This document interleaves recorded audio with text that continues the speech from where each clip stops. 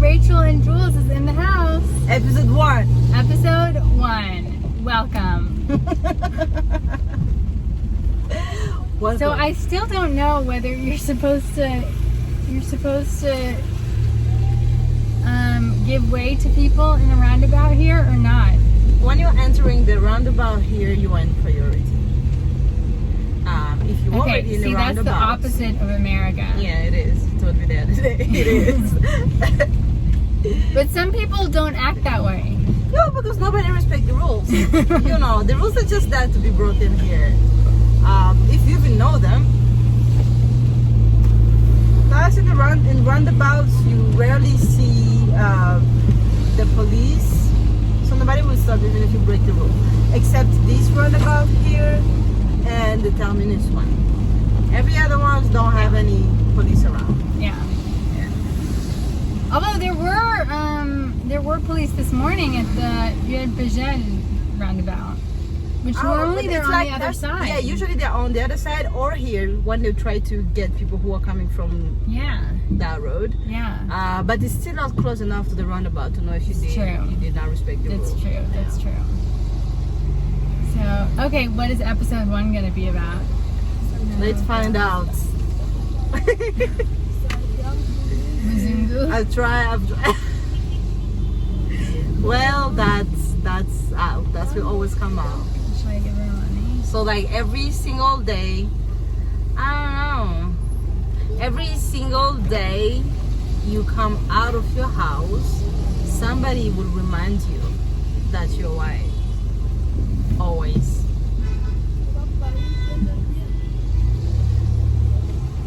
And that's pretty annoying. Well, what was random was the guy, like, we were just driving down the street and the windows open and he's like, Mzungu. Yeah. Like, oh, okay, I'm going to let the police do whatever they want. Yeah. I at first was like, why are you cutting in front of me? But you're like, police officer. Let them pass. You know what I did once? This was like way back in 2019. Yeah. It was night. Mzungu, bonjour. Bonjour. This car was like coming down the wrong way, and I started honking, and it was like an army. I know. Thankfully, like they just went by. They didn't like stop me and get annoyed with me. But I was so nervous. Yeah, but it was night, so like I couldn't tell that it was a police car or army car or whatever it was. And I think we're gonna have to have the Mzungu conversation today. The Mzungu conversation. So Mzungu is Swahili for white person. Yeah. And is like the first Swahili word I learned. Is it? I don't know. I feel like there's more to it. I don't know if it's translated as white. Oh, or what? Well, it's true. They referred to. We have a friend who's there's a woman who's Korean who's referred to as Mzungu. Yeah. And didn't you say your friend who's Latina was referred to as Mzungu? Mixed race people are referred to as Mzungu. Right. Indians, like fair skin. So it's Mzungu. just like non-black? Yes. Yes.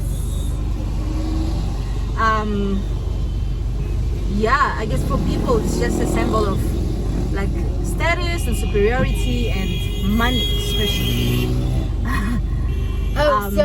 So you think though, because actually in my YouTube video I did a close-up in Goma of like the whitening products and stuff, which is like so disappointing that they sell that. Absolutely. But like, that is the way for people to try to buy into the privilege that comes with having a lighter skin. Yeah. So like girls feels like they're not gonna get the boys if we can be great. Oh. So girls feels like they're not gonna get the boys if their skin is not lighter.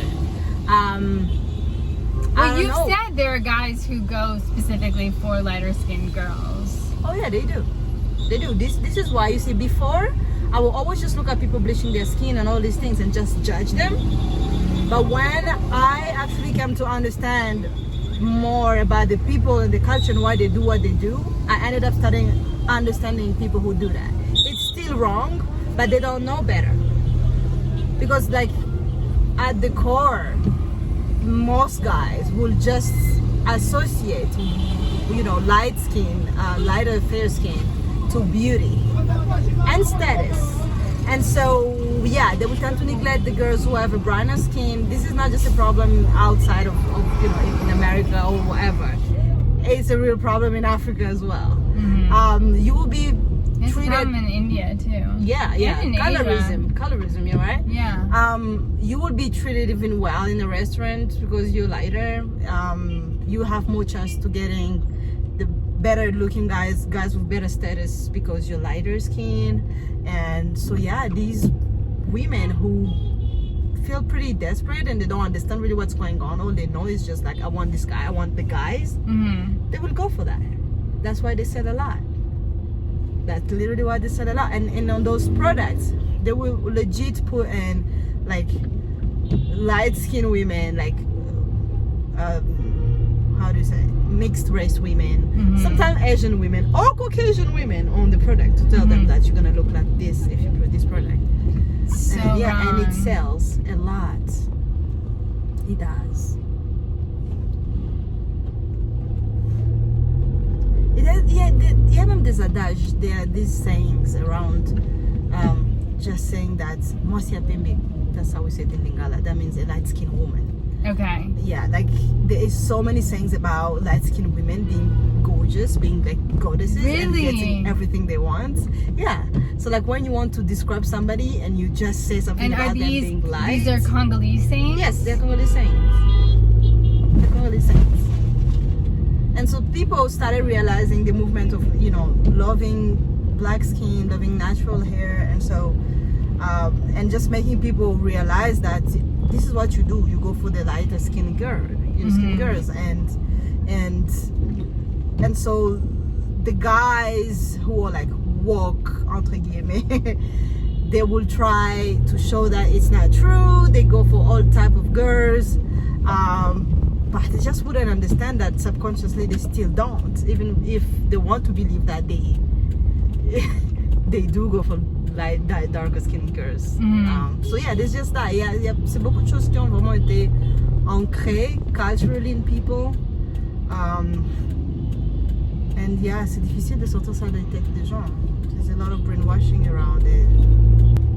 I remember I have a really smart friend, who was saying that we just don't understand. We were actually underestimating the reality of, you know, colorism back home and some privileges that come with the tone, your skin tone. And she was saying, and I didn't blame her, I ended up understanding where she came from. She was like, dude, you know what? I think I understand more. I think I want to marry a white person. That way, my children will be mixed race, and they will have more chance. Yeah, and they will have more chance at succeeding in life. And mind you, this is not one of these just ignorant person who just Right. No, this is a really well thought person, and said and realized how it goes around, and was like, yeah, I will be giving more chance to my children like that. Wow. Yeah. I was And like, she yeah, plans on staying in Congo? Yeah. And so, Yeah. and she thinks in Congo, like, her mixed race children will do better than if they're... Yes, because they do. That's not even like It's just an a fact. assumption. It's a fact. They do. You know. Yeah, absolutely given more chances. Now, yeah, there's another side to a coin. You know, like a métis woman. As much as everybody. Métis is a term for... Yeah, in métis case is people means don't know. for mixed Mixed race. race. Yeah. So like a mixed race woman, for example, as much as she will have all the eyes on her and all the attention on her, they sometimes also tend to have like the wrong kind of attention, where people will objectify them, just like almost every woman. But for them, it's a bit more in the sense where they are fetishized. Right, they're like a fetish to a lot of guys. This woman, it's like, oh my god, it's just we all want to be there, we all want to try that, we all want, you know, which is wrong. And So wrong. It's yeah, so disgusting. so it is disgusting. And so when you have a métis woman who does not have all the intellectual baggage and the emotional, the intellectual mostly, to understand how things go around, and that all the attention they are getting is not necessarily a good thing. They pretty much wasted it. And people take advantage like that. So it's really double coin for them. There are pros and cons to it. If you know how to use it very well, or you can make marvelous things happen, because doors will be open to you sometimes because of that. Now use that to do something great. If not, then so just going back to like the Mzungu conversation. There will be. It's also a word that like everyone knows and uses really frequently. Yeah. And it's like the first word that non-Congolese people learn here. Yeah, because they will call you that everywhere you go. They will just call it out to you. Like the children, the adults, everyone. Yeah. And as I was saying, like, most of these people don't even know that they shouldn't say that. They don't even understand that they're discriminating by doing that. They don't know how it makes you feel. And I was telling you, the only reason why I know was because at 14 I had a friend from Nicaragua. She was Latina, and we studied together for almost 2 years, and we were sitting together, so we were pretty close. And we were neighbors. Oh, Eva. I miss her.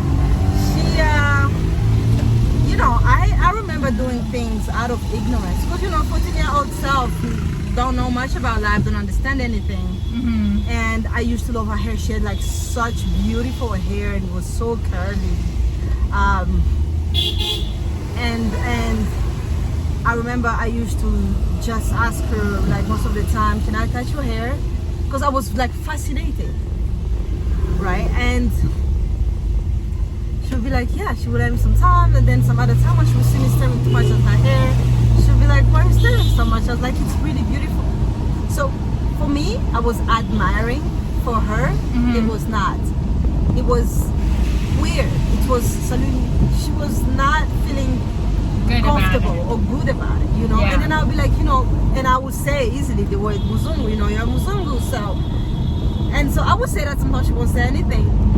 But this one time, she actually opened up and told me how she felt about it.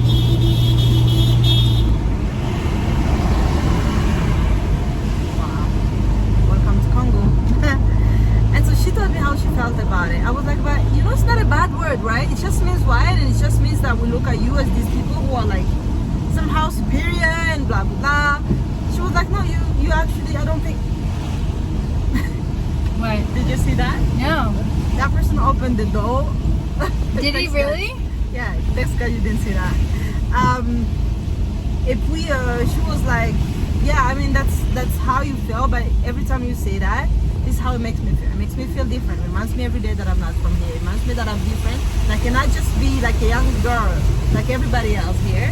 I have to be the different one, because she was the only non-white person in school. Literally the only one. So you can imagine being in her shoes and being reminded of that, everybody calling her that. Yeah. So she just let me in into how she felt, how it's, it was wrong for her. I was 14. That's how I learned it. Now, right, you said like most people don't realize that it could be taken like that. And because they never like get to like probably have a friend, a close friend, who would actually tell them openly how it feels, they wouldn't even know they are doing something wrong. They think they are praising you. Well, they think they are praising you by saying that. Yeah. Or like complimenting. Yeah, or complimenting you. Oh, Mzungu. Because that's the way. I'm glad you brought out the compliment thing. Most of the time, you will get complimented here, and they will tell you like, you are like a Mzungu. That's a compliment. That's a compliment. Yeah. And so, they will usually tell me, for example, that hey, you behave like a Mzungu. Obviously, but they mean that as a compliment when they say it to you, because like in America, if like a black person is told like, oh, you're acting white, it's not meant as a compliment. That's completely different reality. It's like offensive. I know. And they're putting them down. Exactly, and it's a completely different reality now. Okay. Okay. Here it's really like, oh, you are no longer at our level. No, you're like a white person. You're like at a higher level. Yes, at a higher level. Wow. Yeah. So and And yo, you speak English like a white person, like a Mzungu. You talk like a Mzungu, you behave like a Mzungu. Oh my God, I don't think a black person can marry you. You need to marry a Mzungu. They won't be able to handle you. Like people will tell me that a lot. And I'm like, I don't think you actually realize like what you're saying. Yeah. They don't, and you're talking to somebody like that who is That 30, means it's like 35. it's so internalized. It is very much internalized. And so like if I try to start explaining, even just me trying to explain the complexity of that, what it means, just remind them that, oh my God, you just have a logic like a Mzungu. I'm like, okay, I'm gonna stay quiet. Oh my gosh. What is that car doing? Well, they're gonna turn off, Yeah. which like I want to do too, but I'm not going to like. And it's not even full. We're just gonna wait a little and then get there and then go up. Something else though.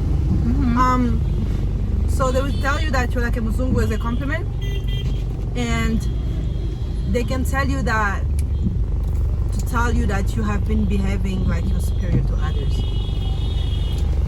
Oh, Yeah. so they can mean it in a critical way. Yeah, it could also be in that way. Like you're acting above yourself. Yeah, you're acting like you're better than us. Yeah. And you found Mzungu. Does that mean they think white people think they're better than them?